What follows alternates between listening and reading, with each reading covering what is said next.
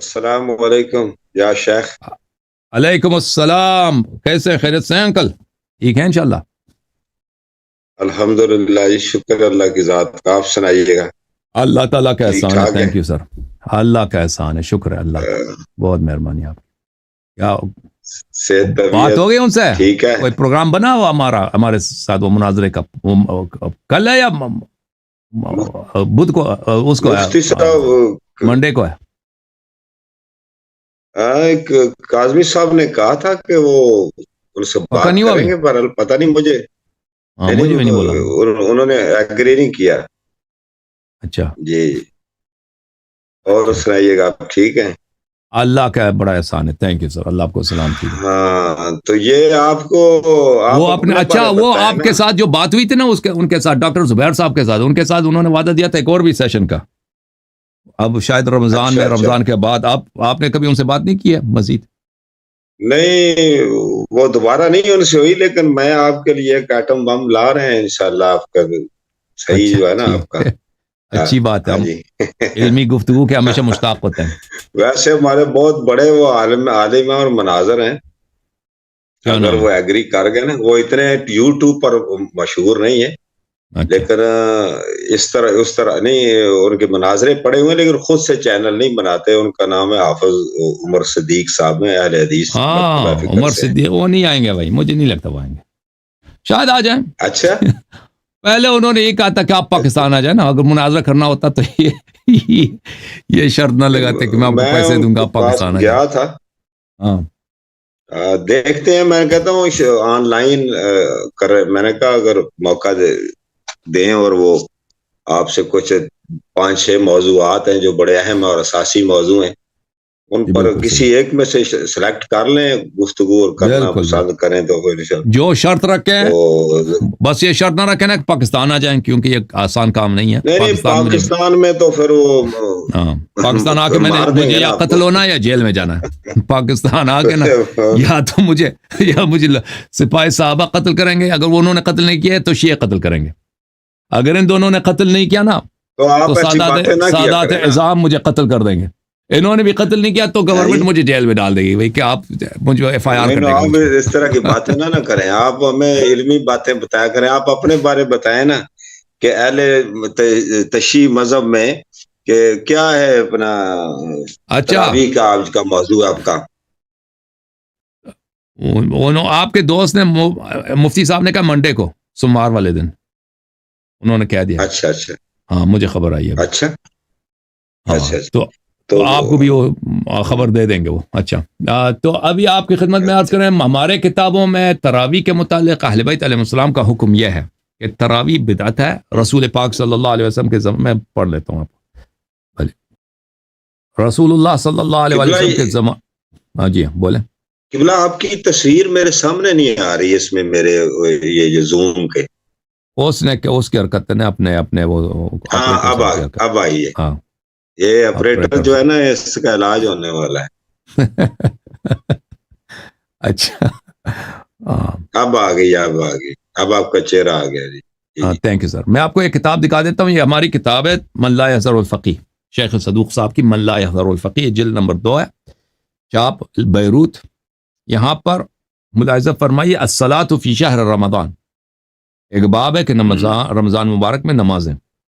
زرارہ اور محمد بن مسلم جو بہت جلیل القدر اصحاب میں سے ہیں، انہوں نے روایت کی امام محمد باقر اور امام جعفر صادق علیہ السلام سے کہ ہم دونوں نے ان دونوں اماموں سے پوچھا کہ شہر رمضان میں، ماہ رمضان میں، نافلہ باللیل جماعتن، نوافل کو جماعت کے ساتھ پڑھیں شہر رمضان میں.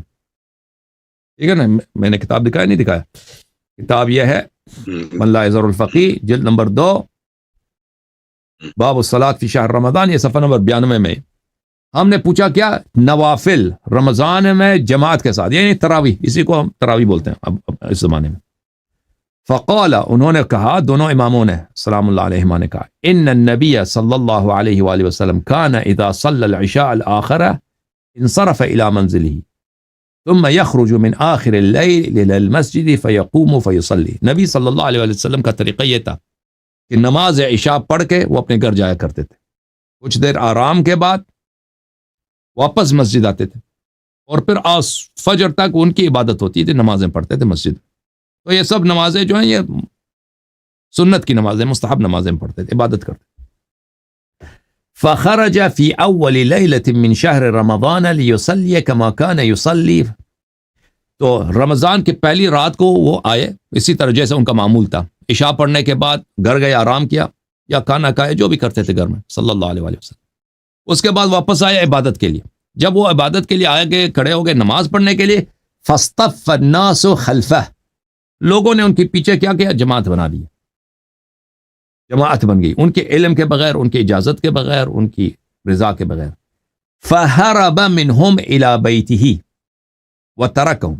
رسول اللہ صلی اللہ علیہ وآلہ وسلم نے جب دیکھا کہ انہوں نے جماعت بنا دی ہے تو انہوں نے اپنی نماز چھوڑ دی اور اپنے گھر جلدی سے اپنے گھر چلے گئے اور ان کو اپنے حال پہ چھوڑ دی.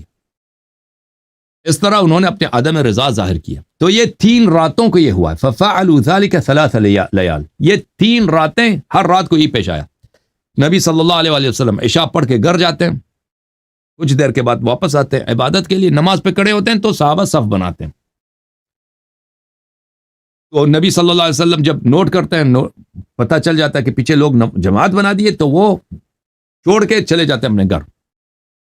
جب تیسری رات کو یہ ہوئی ہے، فقام صلی اللہ علیہ وآلہ وسلم فی اليوم الثالث علی منبری فحمد اللہ واثنى علیہ. تیسری دفعہ جب یہ ہوا ہے تو رسول پاک صلی اللہ علیہ وسلم منبر پہ گئے، حمد الہی بجا لائی ہے اور اللہ پہ کا ثنا ادا کیا ہے اور فرمایا ایھا الناس، اے لوگو، ان الصلاة باللیل فی شہر رمضان من النافلہ فی جماعت بدعہ.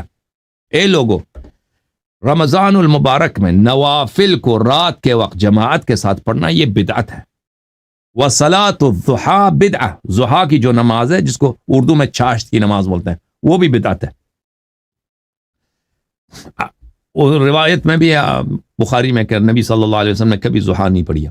الا فلا تجتمعوا لیلا فی شہر رمضان لصلاۃ اللیل. رسول اللہ صلی اللہ علیہ وسلم نے فرمایا کہ خبردار کہ یہاں پہ نماز نافلہ کے لیے مسجد میں جماعت نہیں کرنا رمضان کی راتوں میں.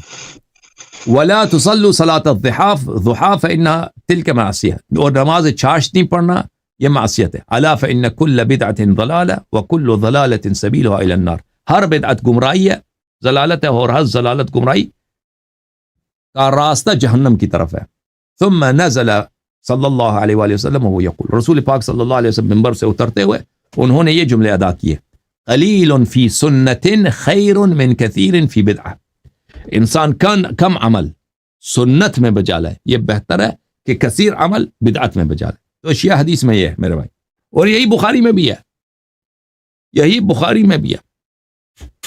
نہیں تو وہ تو میں نے سنا تھا آپ کی تھوڑی سی جو درمیان میں کٹ بھی ہوئی ہے، کوئی میری موبائل کی بیٹری کا ایشو تھا. تو جو آپ نے حضرت زید کی وہ بیان کر رہے تھے، آپ کو شیخ پتہ تو ہے کہ ہمارے ہاں جو خبر واحد ہوتی ہے وہ حجت نہیں ہوتی، اور جو آپ نے اس میں وہ باتیں ایڈ کی ہیں ہم اس کو نہیں مانتے. میں نے کیا ایڈ کیا بھائی؟ وہ جو حسب پتھر مارنے کنکر، یہ اضافہ ہے، یہ ساری اس میں شیعہ راوی ہیں ہوتے ہیں. بخاری کی روایت ہے بھائی، اس میں بخاری شیعہ اور بخاری رافضی بن گیا بھائی. اب بخاری سے بھی آج جو نہیں اب آج تک سب کہہ رہے تھے صحیح بخاری صحیح مسلم صحیح قرآن کا بھائی ہے. اب جو وہ نہیں وہ اضافہ ہے نا، وہ لفظ کا جو راوی کے سننے میں آپ کو پتا ہے، آپ جان بوجھ کر کرتے ہیں. جرا جو ہوتے اسماء الرجال کے جو ایک ہوتا ہے سند اور ایک ہوتا ہے اس کا متن. تو جو متن ہے وہ درایتن ہم اس کو ریجیکٹ کر سکتے ہیں اگر سند اس کی صحیح بھی ہو. تو وہ درایتن ایسا صحابہ نہیں کر سکتے. کو منافقین ہوں گے، وہ آپ کو پتا ہے 3 گروہ ہیں. کو منافقین ہوں گے، انہوں نے بدتمیزی وہ تو کرتے رہتے تھے آقا علیہ الصلوۃ والسلام سرکار دو عالم شفیع المذنبین صلی اللہ تعالی علیہ وسلم کے ساتھ اس طرح کی وہ شرارتیں وغیرہ تو کرتے رہتے تھے. تو آپ اس سے استنباط کر کے حضرت تو ہمارے خلفاء راشدین پر آپ فٹ کر دیتے ہیں، یہ تو زیادتی نہیں ہے سراسر؟ میں نے وہ کہاں سے خلفاء راشدین پہ فٹ کر دیا؟ وہ جو انہوں نے پتھر مارے، میں نے کہا صحابہ نے پتھر مارے. جو لوگ تراویح تو پڑھنا چاہتے تھے. نہیں تو آپ نہیں دیکھیں وہ زوما نہیں ہے نا, آپ صحابہ کا جب نام لیتے ہیں تو اس میں تو پھر بڑے ہمارے جیے صحابہ بھی آ جاتے ہیں نا. تو میں کس کا نام لوں؟ میں اس حدیث میں کسی کا نام نہیں ہے نا, میں تو کسی کا نام نہیں لیتا. حدیث تو میں یہ ہے کہ آپ تو صحابہ خود نے پتھر مارے ہیں, جو بھی صحابی تھا اسے پتھر مارا ہے, وہ صحابہ کے گروہ میں سے تھا. آپ خود بھی اقراری ہیں کہ صحابہ کے اندر مشرک, آپ یہ قرآن کا حوالہ ہے نا, قرآن آپ سمجھتے ہیں کہ صحابہ میں مشرکین تھے اہل مدینہ کے اردا گرد تھے نا, بالکل بالکل. تو انہوں نے مارے ہوں گے. تو جو بھی صحیح جس نے بخاری میں دیکھیں جس نے نبی صلی اللہ علیہ وسلم کے گھر پہ پتھر مارا, بالکل وہ مومن تو نہیں ہو سکتا نا, وہ مسلمان وہ کہاں تو کر سکتا. اگر وہ ایسے ہے تو وہ منافقین وہ لوگ تھے نا, وہ ٹولہ, تو اس میں سے کسی اچھے اب کون صحابی کا نام تھے؟ اگر وہ معمولی لوگ تھے نا, اس کے نام بھی آ جاتے ہیں, وہ تبھی اس کے نام چھپائے گئے ہیں آپ کی کتابوں میں, کیونکہ وہ لوگ خطرناک اگر نام بتا دیتے نا تو اس میں کوئی خطرہ ہوتا. میں آپ کو ایک کتاب دکھا دوں, یہ کتاب ہے البانی صاحب کی, وجوب الاخذ باحاديث الاحاد في العقیدہ والرد على شبہ المخالفین, محمد ناصر الدین البانی. یہ خبر دیکھیں, یہ عقیدے کی بات ہو, عمل میں تو خبر واحد حجت ہے, یہ تو سب کہتے ہیں عمل میں, اور حتیٰ کہ عقیدے میں خبر واحد حجت ہے یا نہیں ہے, یہ ایک اختلافی مسئلہ ہے. محدثین کہتے ہیں کہ محدثین فرماتے ہیں کہ یہ خبر واحد حجت ہے عقیدے میں بھی, لیکن یہ کس کا قول ہے کہ یہ حجت نہیں ہے عقیدے میں؟ وہ متکلمین کا قول ہے, ٹھیک ہے نا, اہل کلام کا. لیکن محدثین تو سب کہتے ہیں کہ خبر واحد حجت ہے. اور پھر جب عمل میں آ جاتے ہیں نا, عمل میں اس میں تو بہت وسیع ہے آپ لوگوں کے مذہب میں, کہ خبر واحد چاہے وہ مرسل بھی ہو, منقطع بھی ہو, اس پہ علماء فتوے اس کے مطابق جاری کرتے ہیں خبر واحد کے مطابق. تو یہ تو عمل کی بات ہے نا, تراویح, یہ تو عقیدے کا بھی نہیں ہے. عمل لیتے ہیں اگر اس میں متضاد ہو یا اس میں کچھ ایسا ہو تو اس کے لیے پھر اس میں تطبیق کرتے ہیں, یا پھر مرسل منقطع کو تو نہیں نام لیتے. تو دوسرا ہے کہ ایک ہی راوی ہوتا ہے, تو اس کو آپ مختلف کتابوں سے نقل کر کے نا آپ لوگوں کو آپ فراڈ کرتے ہیں معذرت کے ساتھ. کیا کیسے آپ ایک ہی راوی کو 10 کتابوں کا حوالہ دیتے ہیں, تو ظاہر یہ کرتے ہیں کہ یہ 10 سندیں ہیں, یہ سند ایک ہی ہوتی ہے, بات نہیں. اگر ایک ہی روایت کو دیکھیں مختلف دیکھیں وہ اہمیت ہوتی ہے نا. اگر ایک ہی حدیث کو بخاری نے بھی نقل کیا, مسلم نے بھی نقل کیا, تو پھر وہ متفق علیہ بین شیخین بن جاتا ہے, تو اس سے صحت بڑھ جاتی ہے. صحت کے مختلف درجات ہیں. ایک حدیث وہ صحیح ہے جس کو مثلا صحیح ہے لیکن بخاری مسلم نے روایت نہیں کیا, صحیح ہے لیکن وہ اس کی اتنی اعلیٰ درجہ نہیں ہے. ایک بخاری ہے اور مسلم نے روایت کیا, یا مثلا صرف بخاری نے روایت کی یا صرف مسلم, یہ اس سے زیادہ بہتر ہے. جو ترمذی نے روایت کی, بخاری مسلم نے روایت نہیں کی. ایک وہ حدیث ہے جو بخاری نے بھی روایت کیا, مسلم دونوں نے روایت کیا, تو یہ اس سے اس کی جو ہے صحت بڑھ جاتی ہے. اور ایک ایسی حدیث ہے بخاری نے بھی روایت کی, مسلم نے بھی, ابو داود نے بھی روایت کی, فلان 10 بڑے بڑے محدثین نے روایت کیا, تو ایسے پتہ, ٹھیک ہے سند ایک بھی ہو نا, اسے پتہ چل جاتا ہے کہ یہ حدیث جو ہے ایک ایسی حدیث شاذ حدیث نہیں ہے, یہ محدثین کے ہاں کافی مشہور, معروف اور معتبر حدیث ہے. اس کی وجہ یہ ہوتی ہے اگر ہم ایک ہی حدیث کو مختلف کتب سے دکھا دیتے ہیں, ٹھیک ہے نا. جی ہاں. اچھا, آخری بات کرتا ہوں, اور بھی ساتھی ہوں گے لائن میں. یہ جو کہ ہم اس کو ہمارے ہاں اہل سنت میں نا دو رائے چل رہی ہیں.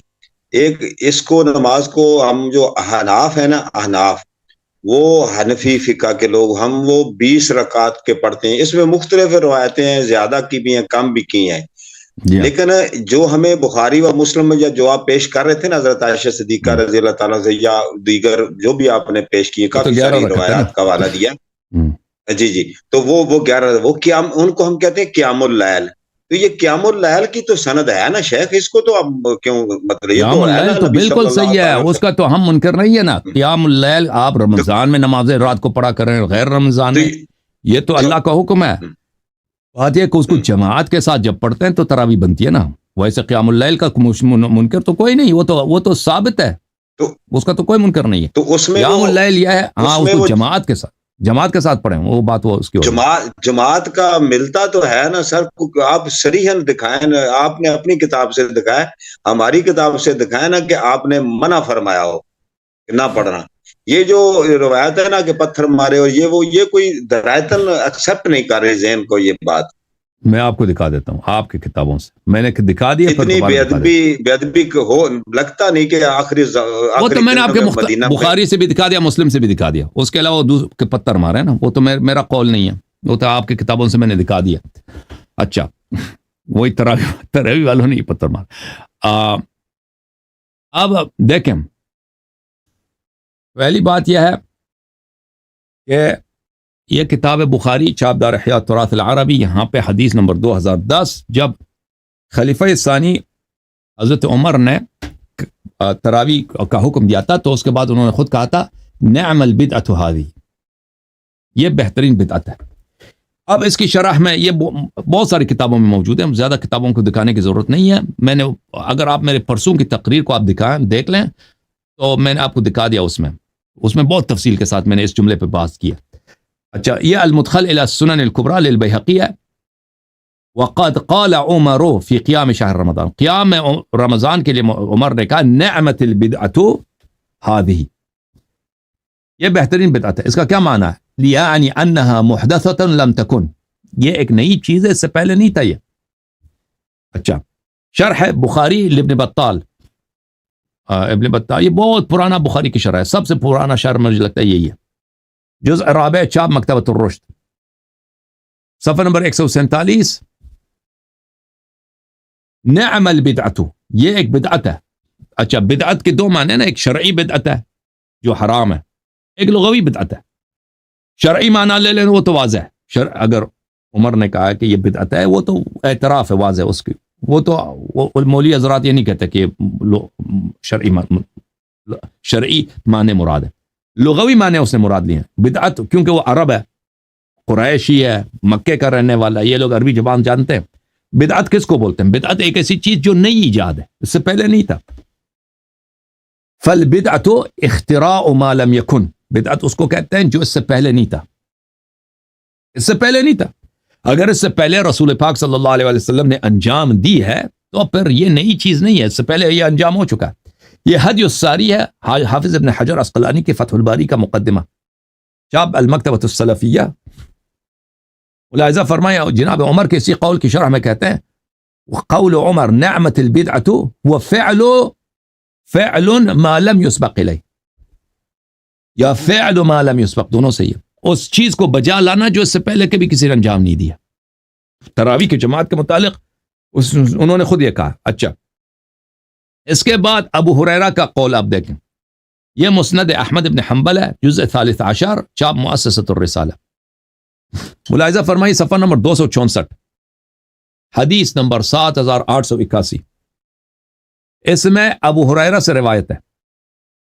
ابو ہریرہ صاحب فرماتے ہیں کہ رسول اللہ صلی اللہ علیہ وسلم کو میں نے سنا کہ وہ اس طرح فرماتے تھے یرغب الناس فی قیام رمضان، لوگوں کو ترغیب دیتے تھے، تشویق کرتے تھے، شوق دلاتے تھے، حوصلہ افزائی کرتے تھے کہ رمضان میں آپ اٹھ کے نمازیں پڑھا کریں۔ یقول، اور وہ یہ اس طرح بار بار فرماتے تھے من قامہ ایمانا واحتسابا غفر له ما تقدم من ذنبہ، جو شخص ایمان کے ساتھ اور اللہ کے، یہ شاید بھائی صاحب کی کال کٹ گئی یا سو رہے ہیں بھائی، سو رہے ہیں اللہ تعالیٰ تراویح پڑھ کے تک گئے، اللہ تعالیٰ کے جزا پر، اللہ تعالیٰ کے مکافات عمل پر اللہ تعالیٰ جو حساب کرے اس پہ انسان بھروسہ کرے کہ میں ابھی نماز پڑھوں گا، امید یہ ہے کہ اللہ تعالیٰ اس کو دیکھ رہا ہے، اللہ تعالیٰ اس کو جزا دے گا۔ رمضان میں انسان اس نیت سے پڑھے تو کیا ہوگا؟ غفر له ما تقدم من ذنبه، اس کے پچھلے گناہیں معاف ہو جاتی ہیں۔ اچھا، اس کے بعد وَلَمْ يَكُنْ رسول اللہ صلی اللہ علیہ وسلم جمع الناس علی القیام، رسول اللہ صلی اللہ علیہ وسلم نے لوگوں کو نماز کے لیے جمع نہیں کیا تھا۔ یہ کیا ہے؟ اسناد صحیح علی شرط مسلم۔ وَلَمْ يَكُنْ رسول اللہ، شارح کہتے ہیں شعیب الارناؤوط، یہ کٹر وہابی ہے، جمع الناس علی القیام فهو كذلك، وہ کذالک، یہ جو ابو ہریرہ نے کہا کہ رسول اللہ صلی اللہ علیہ وسلم نے لوگوں کو جماعت نہیں کرایا، یہ صحیح ہے، یہ بالکل صحیح، اسی طرح جو ابو ہریرہ نے کہا۔ اچھا، آپ کی خدمت میں عرض کروں کہ یہ کافی ہے نا بدعت ہونے کے لیے، اس کے علاوہ بھی میں نے دلائل دیا۔ شیخ ہمارے پاس ایک ہے نا جواز، ہم اجماع کے بھی تو قائل ہے نا، ہمارے ماخذ جو ہے نا وہ 4 ہے نا، اجماع نہیں ہے نا، قرآن اجماع نہیں ہے. دیکھیں حدیث، قرآن دیکھیں حدیث اجماع اور قیاس شرعی. جب بخاری کے خود روایت دیکھیں، میں آپ کو دکھا دیتا ہوں بھائی، آپ مجھے مجبور کر دیتے ہیں، یہ اجماع نہیں اس مسئلے پر. ملاحظہ فرمائیے، میں آپ کو حدیث دکھاؤں. یہ کتاب ہے صحیح بخاری، چاپ دار احیاء التراث العربی. یہاں پر کتاب صلاۃ التراویح میں جو دوسری حدیث ہے، ابو ہریرہ کی روایت ہے، اس کے بعد مسلم بن شہاب کہتے ہیں رسول اللہ صلی اللہ علیہ وسلم کی وفات ہوئی، والامر علی ذلک، کام اسی طرح یعنی ترک جماعت پر. ثم كان الامر على ذلك في خلافت ابی بکر، خلافت ابی بکر میں بھی کام یہی تھا، ترک جماعت پر، اور عمر کے خلافت کے آغاز میں بھی یہی تھا. اچھا، اس کی شرح کے متعلق میں نے تو بہت آپ کو شروع دکھا دیا، میں مزید شروع دکھا دیتا ہوں اس جملے کی شرح میں. چلے بس ٹھیک ہے. ایک منٹ بھائی صاحب، ایک منٹ.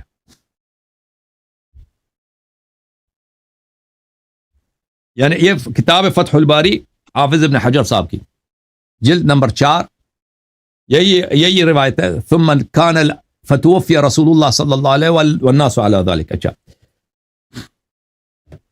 على ذلك اي على ترك الجماعة في التراویح. رسول پاک صلی اللہ علیہ وسلم کی وفات ہوئی ہے تو لوگوں کا حالت کیا ہے؟ ترک جماعت ہے تراویح پر. تو ترک جماعت اجماع ہے رسول صلی اللہ علیہ وسلم کے زمانے میں، اور ابو بکر کے زمانے میں، اور عمر کے آغاز میں. تو اجماع کس پر ہے؟ اجماع تو ترک تراویح پر ہے، جس میں رسول صلی اللہ علیہ وسلم بھی شامل ہے. جس اجماع میں خود رسول اللہ صلی اللہ علیہ وسلم شامل ہے وہ ترک جماعت ہے. صلی اللہ، ٹھیک ہے نا؟ اور جو ابھی جو جماعت، جو اجماع بعد میں بنی ہے، وہ ایسے اجماع ہے جو رسول صلی اللہ علیہ وسلم اس اجماع سے خارج ہے. اس اجماع کی کیا ویلیو؟ اچھا شیخ صاحب، نماز جو آپ پڑھتے ہیں اور جو 5 وقت اہل تشیع و اثنا عشری، یہ جو فرائض ہیں یہ سارے جو احناف بھی پڑھتے ہیں، یہ اسی طرح یہ جیسے مجھے نہیں معلوم احناف کیا پڑھتے ہیں. دیکھیں فرائض میں عرض کرتا ہوں، یعنی میں عرض کرتا ہوں نا تھوڑی سی، 1 منٹ کے لیے صرف، آپ اس کا جو مختصر جواب ہو جائے گا. فجر پڑھتے ہیں 2 رکعت، ٹھیک ہے. 2 رکعت ہم سنت پڑھتے ہیں، اس کو مطلب تقییدی کہتے ہیں نا، مؤکدہ لازمی پڑھتے ہیں. 2 سنت 2 فرض. پھر ہم ظہر پڑھتے ہیں 4 سنت کو ہم مؤکدہ کہتے ہیں، یعنی تاکید کے ساتھ پڑھنے کی ہے، سنت ہی کہتے ہیں اس کو، اور 4 فرض پڑھتے ہیں. پھر عصر پڑھتے ہیں، اس میں 4 فرض پڑھتے ہیں، اور مغرب کو 3 فرض پڑھتے ہیں، اور عشاء کو 4 فرض پڑھتے ہیں، اور 3 وتر پڑھتے ہیں. اور آپ کے ہم 1 وتر ہے، اور اہل حدیث بھی 1 وتر پڑھتے ہیں. تو کیا نماز اسی طرح یہ یعنی 2 فرض 4 فرض پھر 4 فرض 3 نماز ہے؟ پھر اس کے اندر رفع یدین کے بارے بتائیے گا آپ کیسے کرتے ہیں؟ رفع یدین آپ کس کو بولتے ہیں؟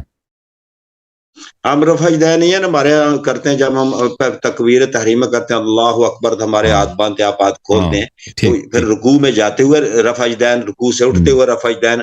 کیا آپ سجدوں میں بھی رفع یدین، ہر رکن پہ آپ رفع یدین کرتے ہیں؟ ٹھیک، آپ کی خدمت میں عرض کروں کہ جہاں تک نماز کا تعلق ہے، دیکھ نماز فجر ہے 2 رکعت جو واجب ہے، ٹھیک ہے نا. اس سے پہلے 2 رکعت مستحب ہے، نافلہ، فجر کا نافلہ مستحب ہے. نماز ظہر 4 رکعت ہے جو فرض ہے. اس سے پہلے 8 رکعت، 2 رکعت، 2 رکعت، ہر 2 رکعت کے بعد سلام ضروری ہے، تشہد سلام. 8 رکعت اس سے پہلے نافلہ ہے ظہر کا. اس کے بعد 4 رکعت عصر کا نماز ہے، اور عصر سے پہلے 8 رکعت نافلہ ہے، وہ بھی 2 رکعت 2 رکعت 2، 8 رکعت، 4 رکعت نہیں، 8 رکعت. اس کے بعد مغرب ہے، اور مغرب کی صورتحال یہ ہے کہ اس میں 3 رکعت واجب ہے نماز ہے، اور اس کے مغرب کے جو نافلہ ہے مغرب کے بعد ہوتا ہے. مغرب کے بعد 4 رکعت مغرب کا نافلہ ہے. اور ایک اور بھی نماز ہے، نماز غفیلہ جس کو بولتے ہیں، وہ بھی مغرب اور عشاء کے درمیان مستحب انسان پڑھے، وہ 2 رکعت. اچھا، اس کے بعد عشاء کی جو نماز ہے 4 رکعت ہے، اور اس کا جو ہے اس کے بعد اس کا جو نافلہ ہے 2 رکعت بیٹھ کے یا 1 رکعت کھڑے ہو کے، 2 رکعت بیٹھ کے یا 1 رکعت کھڑے ہو کے، وہ اس کا نافلہ ہے. یہ نوافل ہے. اس کے بعد تہجد کی نماز ہے 8 رکعت، جو نصف شب کے بعد، آدھی رات کے بعد 8 رکعت تہجد کی نماز ہے یا صلاۃ اللیل. 2 رکعت شفع کی نماز ہے، اور 1 رکعت وتر، یہ 11 رکعت. یہ بن گئی، یہ نماز ہے۔ رفع الیدین کے متعلق میں آپ کی خدمت کے متعلق آپ خدمت میں عرض کروں کہ یہ تکبیرۃ الاحرام کہتے وقت ہاتھ کو اوپر کرنے چاہیے، بالکل انسان کی جو صورت ہے یہاں تک، یہ کرنا ضروری ہے نماز کے لیے۔ اللہ اکبر، یہ اہل بیت علیہ السلام کا حکم ہے۔ اور پھر رکوع میں جاتے ہوئے نماز ہاتھ کو بلند کرنا ہے، اللہ اکبر، اور پھر رکوع سے اٹھ کر آپ نے کہنا ہے سمع اللہ لمن حمدہ، پھر تکبیر کہنا اللہ اکبر، کھڑے ہو، ابھی کھڑے ہیں، جو کہ زمین پہ نہیں گئے، اللہ اکبر کہہ کے پھر زمین پہ جاتے ہیں، پھر سجدہ کرتے ہیں، پھر اٹھ کے جاتے ہیں اللہ اکبر استغفر اللہ ربی واتوب الیہ، بیٹھ کے کہنا، پھر اللہ اکبر، پھر سجدے پہ جائیں۔ پھر جب سجدے سے اٹھیں گے تو پھر مستحب یہ ہے کہ انسان بیٹھے، دوبارہ دوسرے سجدے سے اٹھ کر جو پہلی رکعت ہے یا تیسری رکعت ہے اس میں بیٹھے، اللہ اکبر کہتے پھر کھڑے ہو جائے، اگر بیٹھے بھی نہ تو کھڑا ہو جائے تو وہ جائز ہے۔ ٹھیک ہے، جزاک اللہ، اللہ تعالیٰ تھینک یو سر، اللہ آپ کو عزت دے، تھینک یو، اللہ آپ کو عزت۔ اللہ حافظ۔ اوکے میرے محترم ناظرین،